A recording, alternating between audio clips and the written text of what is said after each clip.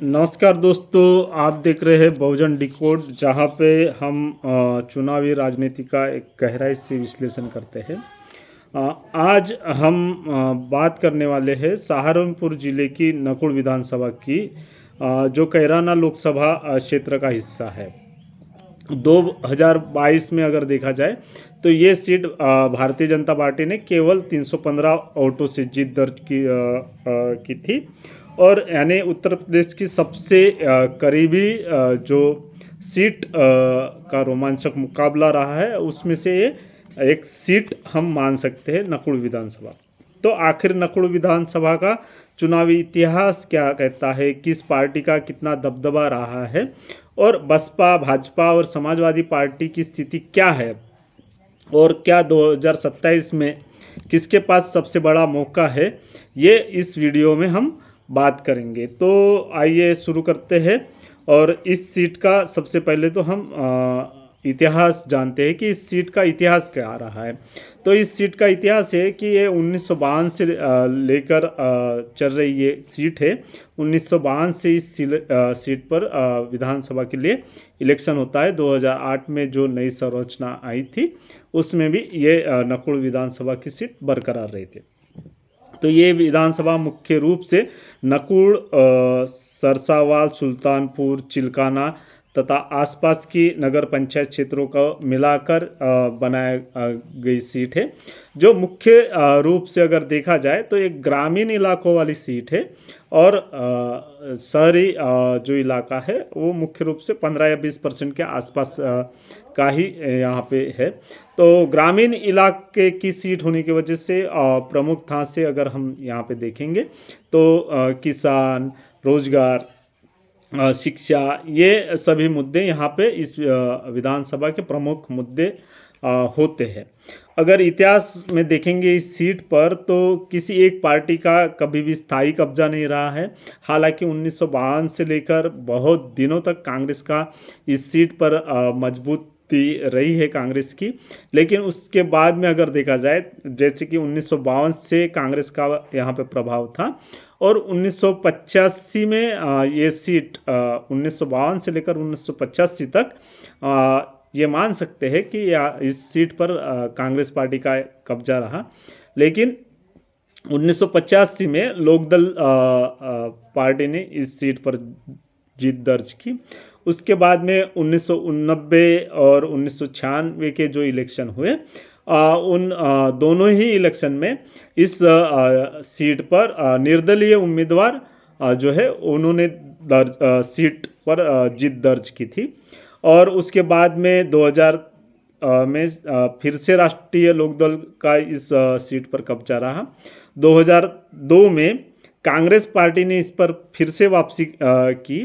और उसके बाद अगर 2007 की बात करें तो 2007 में बहुजन समाज पार्टी के महिपाल सिंह ने यहाँ पे बहुत ही शानदार जीत दर्ज की थी और इतिहास बनाया था, क्योंकि बहुजन समाज पार्टी यहाँ पे पहली बार जीती थी। 2012 में क्या हुआ? 2012 में बहुजन समाज पार्टी ने महिपाल सिंह की जगह धर्म सिंह सैनी को उम्मीदवार बनाया, और 2012 में बसपा के धर्मवीर सैनी जो है इस सीट से जीत जाते हैं और विधायक बनते हैं। 2017 में क्या हुआ? 2017 में धर्म सिंह सैनी ने बहुजन समाज पार्टी का साथ छोड़कर भारतीय जनता पार्टी की तरफ चले गए, और वो धर्म सिंह सैनी भारतीय जनता पार्टी के उम्मीदवार हुए। और 2017 में धर्म सिंह सैनी भाजपा के विधायक बने।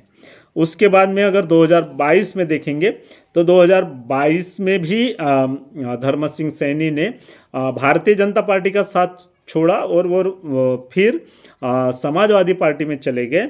और 2022 का मुकाबला जो था वो महिपाल चौधरी और धर्मपाल सैनी के बीच में बहुत ही क्लोज फाइट रही। इस सीट पर सिर्फ 315 वोटों की मामूली अंतर से महिपाल चौधरी जो है वो भारतीय जनता पार्टी के विधायक बने। इसके बावजूद भाजपा केवल 315 ही वोटों से मामूली अंतर से ये सीट बचाने में सफल रही। अगर हम 2022 का चुनाव का अगर विवरण देखेंगे तो भारतीय जनता पार्टी के जो मुकेश चौधरी है उनको 1,04,114 वोट पड़े थे, और समाजवादी पार्टी के डॉक्टर धर्म सिंह सैनी को 1,03,799 वोट मिले थे। और वही बहुजन समाज पार्टी के जो साहिल खान थे वो 55,112 वोट इस सीट पर ले पाए थे। तो जीत का अंतर केवल 315 वोट का रहा। ये परिणाम दिखाता है कि नकुड़ विधानसभा चुनाव में किसी भी एक पार्टी को हम ये नहीं कह सकते कि इस पार्टी के तरफ ये मुकाबला जा रहा है। तो ये सभी राजनीतिक पार्टियों के लिए एक खुली सीट है, जहाँ पे अगर कोई भी पार्टी ज़्यादा मेहनत करती है तो वो इस सीट को निकाल सकती है। अगर हम पिछले चुनावों का ट्रेंड देखेंगे तो क्या पिछले 4 चुनावों में क्या ट्रेंड रहा है, तो यहाँ पे 2007 में बहुजन समाज पार्टी की जीत हुई। उसके बाद में 2012 में बसपा ने लगातार दूसरी बार जीत दर्ज की है। 2017 में भाजपा ने सीट बसपा से ली, और 2022 में भाजपा के ने फिर बहुत ही कम मार्जिन से ये सीट जीती। तो पिछले 4 चुनाव में देखेंगे तो 2 बार बहुजन समाज पार्टी यहाँ पे जीती है, और 2 बार भारतीय जनता पार्टी यहाँ पे जीती है। अब सबसे बड़ा सवाल ये है कि 2027 में क्या हो सकता है। तो 2027 में क्या भाजपा लगातार तीसरी बार यहाँ पे जीत दर्ज कर पाएगी? क्या समाजवादी पार्टी 315 वोटों की जो हार मिली थी, क्या उसका बदला ले पाएगी, या फिर बसपा अपने पुराने जनाधार के सहारे फिर से वापसी कर पाएगी? इसको समझने के लिए इस सीट का थोड़ा सा जातीय अगर समीकरण देखेंगे तो इस सीट पर जो जातीय समीकरण है वो इस तरह से कि मुस्लिम जो मतदाता है वो सबसे ज़्यादा है, लगभग 1,40,000 के आसपास मुस्लिम मतदाता होने की संभावना है।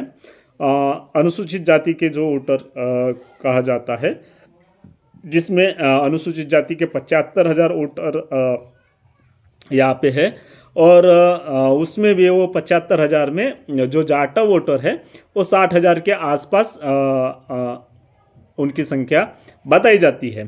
तो ये जो 60,000 वोटर है वो माना जाता है कि बहुजन समाज पार्टी का सबसे मजबूत आधार है, और वो किसी भी हालत में बहुजन समाज पार्टी को नहीं छोड़ता है।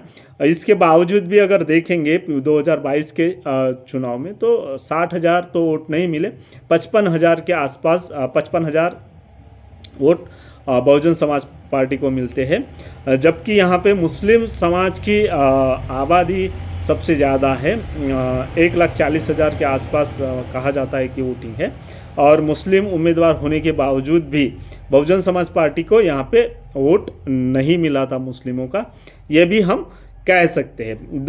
तीसरे नंबर पर आता है यहाँ पे गुर्जर जो है वो 40,000 के आसपास है, सैनी जो है वो 30,000 माने जाते हैं। फिर भी धर्म सिंह सैनी जो है वो इस सीट से चुनाव जीत जाते हैं।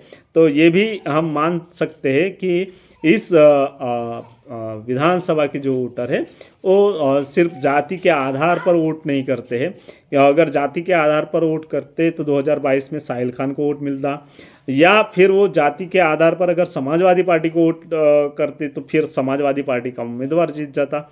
तो ऐसी कुछ भी बात यहाँ से हम बोल नहीं सकते। उसके बाद में अगर हम देखेंगे तो या इस सीट पर 2027 के लिए संभावित जो उम्मीदवार है वो कौन कौन है, तो ऑब्वियसली है कि भारतीय जनता पार्टी के जो वर्तमान के विधायक है मुकेश चौधरी, वो भारतीय जनता पार्टी के प्रमुख दावेदार रहेंगे। इस 2027 के इलेक्शन में। फिर भी भारतीय जनता पार्टी के तरफ उम्मीदवारों की लाइन लगी हुई है। वहाँ पे मुकेश चौधरी जी के अलावा भी जो पूर्व मंत्री है डॉक्टर धर्म सिंह सैनी, जो पिछला इलेक्शन समाजवादी पार्टी से लड़े थे, वो अभी भारतीय जनता पार्टी से टिकट पाने की कोशिश कर रहे हैं। उनके अलावा सुभाष चौधरी, राकेश कुमार सोहराना, ये सभी भारतीय जनता पार्टी के टिकट पाने के लिए कोशिश कर रहे हैं, ग्राउंड पर मेहनत कर रहे हैं। और दूसरी तरफ अगर हम देखेंगे तो समाजवादी पार्टी की तरफ साहिल खान, जो पिछला चुनाव बहुजन समाज पार्टी की तरफ से लड़े थे और 55,000 वोट लिया था, वो एक प्रमुख दावेदार अभी समाजवादी पार्टी के तरफ से माने जाते हैं। उनके अलावा साजिद चौधरी, फरहाद गाड़ा, ये भी उम्मीदवार समाजवादी पार्टी की तरफ से तैयारी कर रहे हैं और उन्हें भी लगता है कि उन्हें समाजवादी पार्टी की तरफ से टिकट मिल सकता है। कांग्रेस की तरफ से अशोक सैनी, दुष्यंत राणा और चौधरी इरशाद जैसे लोग यहाँ पे तैयारी कर रहे हैं। बहुजन समाज पार्टी की तरफ से अभी तक कोई भी ऐसा नाम सामने नहीं आया है जो बहुजन समाज पार्टी की उम्मीदवारी के लिए दावेदारी कर रहा हो। फिर भी यहाँ पे बहुजन समाज पार्टी का जो पिछले 2007 और 2012 का जो इतिहास रहा है, उसको देखते हुए, जाटव वोटर्स की संख्या को देखते हुए, अगर बहुजन समाज पार्टी भी एक स्थानीय मजबूत उम्मीदवार यहाँ पे देती है तो उनके लिए भी ये जो इलेक्शन है वो खुला हुआ है। और देखने वाली बात ये भी होगी कि क्या समाजवादी पार्टी और कांग्रेस मिलकर चुनाव लड़ती है। अगर समाजवादी पार्टी और कांग्रेस मिलकर चुनाव लड़ती है तो फिर कांग्रेस से जो तैयारी कर रहे हैं अशोक सैनी, दुष्यंत राणा या चौधरी इरशाद, ये लोग क्या स्टैंड लेते हैं, ये भी देखने वाली बात होगी। तो आपकी राय इस पर क्या है कि कौन है इस 2027 के चुनाव में कौन जीत सकता है, किस पार्टी का क्या प्रभाव है, किस उम्मीदवार का क्या प्रभाव है, किस जाति या समीकरण की क्या कॉम्बिनेशन हो सकते हैं, ये आप हमें वीडियो के कमेंट बॉक्स में ज़रूर बताएं। आपको ये वीडियो कैसा लगा ये भी ज़रूर बताएं और सब्सक्राइब और लाइक शेयर करना ना भूलें बहुजन डिकोड को। धन्यवाद। जय भीम, जय संविधान, जय भारत।